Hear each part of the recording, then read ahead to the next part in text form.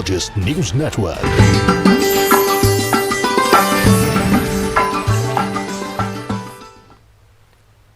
जम्मू कश्मीर से दफा 370 को मनसूख हुए 2 साल हो रहे हैं। डोडा जिले में इन 2 सालों में क्या तब्दीलियां रोनुमा हुई, आइए देखते हैं साहिर हुसैन की ये खुसूसी रिपोर्ट।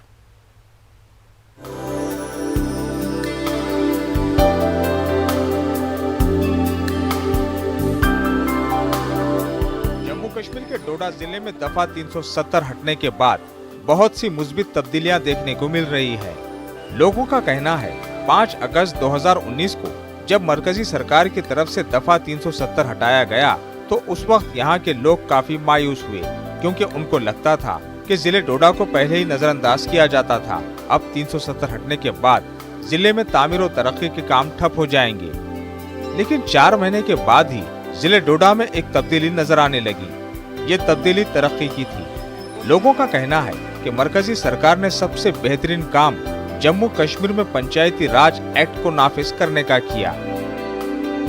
सबसे बड़ा जो यहाँ बदलाव जो आया 3 टायर पंचायती राज जो सिस्टम यहाँ इम्प्लीमेंट हुआ। आज एक पंच जो है अपने वार्ड का डिसाइड कर सकता है कि वहाँ पर क्या काम करना है। एक सरपंच जो है अपने इलाके का प्रतिनिधित्व कर रहा है। एक डीडीसी काउंसलर जो है अपनी कॉन्स्टिट्यूंसी को रिप्रेजेंट कर रहा है और एक चेयरमैन जो है इस डिस्ट्रिक्ट को रिप्रेजेंट कर रहा है। और सारी जो अधिकार इनको दिए गए हैं और ये सब काम जो है सिर्फ 370 हटने की वजह से हुआ। इस बड़ी तेजी आई वो बनी पीएम किसान योजना इंट्रोड्यूस हुई। डायरेक्ट बेनिफिट जैसे किसानों को, लोगों को, आम लोगों को मिला, या वुमेन ओरिएंटेड बहुत सारी स्कीम्स थी वो डायरेक्ट औरतों तक पहुंची। भद्रवा एरिया है, यहाँ पे जिला की डिमांड काफी कई दहाइयों से चल रही है। वो लोग ये चाहते हैं, यहाँ की आवाम लोग ये चाहती है कि रीऑर्गेनाइजेशन ऑफ एडमिनिस्ट्रेटिव यूनिट भी हो ताकि इक्विटेबल डेवलपमेंट हो। 70 टूटने के बाद हमें सबसे बड़ी चेंज है कि जो इस वक्त पीएमजे की रोडें हैं वो उन्होंने एक स्पीड पकड़ी हुई है। देखा 1 साल के अंदर रोड को शुरू होता रोड और 1 साल के अंदर ब्लैक टॉप करके रोड A1 रोड बनाया जाता है। भद्रवा इलाके में सड़कें ना होने या उनकी खस्ता हाली से लोगों को दुश्वारियां पेश आती थी। अब भद्रवा के दूर दराज इलाकों में भी सड़कें पहुंच गई है। वहीं मजदूर तबके को भी इन 2 वर्षों में बहुत सी स्कीमों का फायदा हासिल हुआ। जो राशन थी, हम इधर आते थे, राशन जो है वो एक ही जगह से हमें मिलती थी और हमें इधर 100 या 80 रुपये केजी चावल लेना पड़ता था। जो 370 टूटने के बाद जो हमें मज़दूरों को ये है कि जहाँ भी हम काम पे जाते हैं या मज़दूरी करने कहीं भी जाते हैं और हमें जो है ये मोदी स्कीम जो आई है इसमें हम राशन कहीं से भी ले सकते हैं। पिछले 2 सालों से जब से 370 टूटा है इसके बाद जो है खास करके गुजरों को बहुत ज़्यादा फ़ायदा हुआ है। जहाँ के एक पंचायत में 2 या 3 घर आते थे वहाँ पर 132 मकान जो मिल रहे हैं। जैसे हमारी भटोली पंचायत एक है उसमें 132 आए हैं। दूसरे नंबर पर हमारी कोटा खड़ंगल है उसमें 75 मकान आए हैं।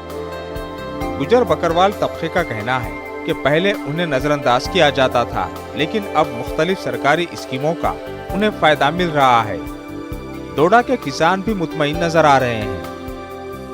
7-8 साल तो कोई पूछता नहीं था इसमें, और पिछले 2 साल में किसानों के लिए इतनी स्कीमें आई, जैसे कि एरोमा मिशन लॉन्च किया गया। एरोमा मिशन में किसानों को फ्री में प्लांट मिल रहे हैं। एक्सटेंशन यूनिट पहले 1 था, आज 7 यूनिट इन 2 सालों में हमारे यहाँ जो है लगाए गए। हर डिपार्टमेंट किसानों के पीछे लगा हुआ है कि किस तरह उनकी आमदनी जो है दुगनी हो जाए। जम्मू कश्मीर से दफा 370 हटने के बाद तामीर और तरक्की के कामों में काफी तेजी नजर आ रही है। इस बात की तस्दीक यहाँ के बाशिंदे खुद कर रहे हैं। उम्मीद की जा सकती है कि मुस्तकबिल में तरक्की की ये रफ्तार मजीद तेज होगी। 2 साल कबल तक बुनियादी सहूलियात से भी महरूम जम्मू कश्मीर का दूर दराज पहाड़ी जिला डोडा आज तेजी से तरक्की की राह पर गामजन है।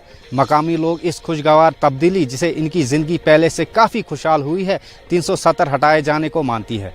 न्यूज़ 18 उर्दू के लिए भद्रवा से मैं साहिर हुसैन। दुनिया भर में मशहूर शोहर आफाक सयाहती मकाम गुलमर्ग में सबसे ऊंचा कौमी परचम नस्ब किया जा रहा है। जम्मू कश्मीर का यह सबसे ऊंचा परचम रहेगा। ये काफ़ी चौड़ा कौमी परचम 100 फीट ऊंचाई पर लहराया गया है। इस कौमी परचम को लहराने की आज मशक की गई। 15 गढ़वाल के कमांडिंग अफसर कर्नल आशुतोष थापियाल और दीगर अफसरान के साथ साथ फौज के जवान भी मौजूद थे। ये काम गुलमर्ग में तैनात इंडियन आर्मी की 15 गढ़वाल राइफल्स की जानिब से अंजाम दिया गया। आइंदा दिनों इस कौमी परचम का इफ्तिताह किया जाएगा। इस वक्त हम मौजूद है सयाहती मकाम गुलमर्ग में, जहां इंडियन आर्मी की तरफ से जम्मू कश्मीर का सबसे ऊंचा कौमी परचम यहां पे नस्ब किया जाएगा। आप देख सकते हैं मेरे पीछे, इसकी आज मश्क यहां पे की जा रही है। और आज जो इंडियन आर्मी है यहां पे 15th गढ़वाल के जो रेजिमेंट है यहां पे, वो इसकी आज मश्क कर रहे हैं। नेशनल फ्लैग जो है ये 100 फुट लंबा है और इसकी ऊंचाई जो है ये 100 फुट है और जम्मू कश्मीर में ये सबसे ऊंचा फ्लैग है। और इस तरह इसके कुछ फ़वाइद भी है। यहाँ पे सयाह जो है उनका ये तवज्जोही का मरकज़ बन जाएगा। आप देख सकते हैं इस वक्त भी जब ये मश्क हो रही है, यहाँ पे आप देख सकते हैं जो गुलमर्ग में इस वक्त सयाह मौजूद है वो यहाँ पे काफ़ी खुश है और यहाँ पे इसका नज़ारा कर रहे हैं और फोटोग्राफी भी कर रहे हैं इस वक्त। और आने वाले कुछ दिनों में यहाँ पे ऑफिशियली तौर पे जो इंडियन आर्मी है वो इसकी ऑफिशियली इनाग्रेशन करेंगे। मुनीर हुसैन, न्यूज़ 18 उर्दू, गुलमर्ग। डॉक्टर फारूक अब्दुल्ला के एक शहदाई ने उनसे मुलाकात के लिए जम्मू डिवीज़न के रियासी से श्रीनगर तक साइकिल पर सफ़र किया।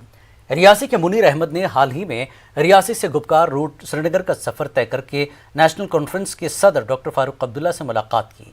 मुनीर का कहना है कि उन्हें इस सफ़र से तहरीक मिली है और वो अब साइकिल पर मक्का जाने का मंसूबा बना रहे हैं। मुनीर का कहना है कि वो मक्का जाकर नेशनल कॉन्फ्रेंस के लिए दुआ करेंगे।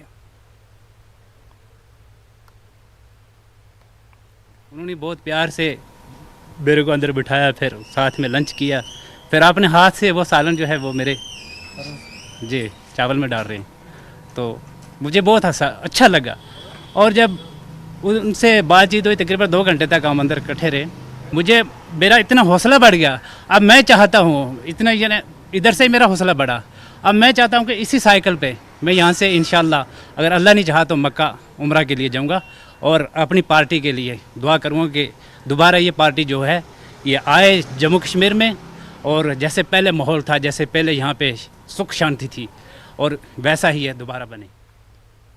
जिला डोडा के कास्तीगढ़ में लोगों, खासतौर पर दुकानदारों में चोरों का खौफ पाया जा रहा है। चोरों की वारदातों से ताजिर दहशत ज़दा है, लेकिन आज तक भी पुलिस किसी एक चोर को पकड़ नहीं पाई।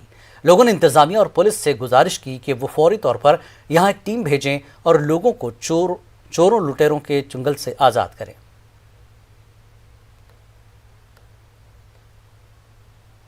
पुलिस कार्रवाई क्यों नहीं करती है? हम इसलिए आज सड़क पर आए हैं कि अगर इतनी चोरियां हुई है, लोग लोन निकालकर वही लाख रुपया दुकान पर लगाते हैं और वो शाम को लाख रुपया गायब हो जाता है, चोरी हो जाता है। वो लोग फिर क्या करें, वो उठने के काबिल नहीं रहते हैं। हमने बचपन से लेकर आज तक एक ही बात सुनी, आज फलाने दुकानदार की चोरी हुई, आज फलाने दुकानदार की चोरी हुई।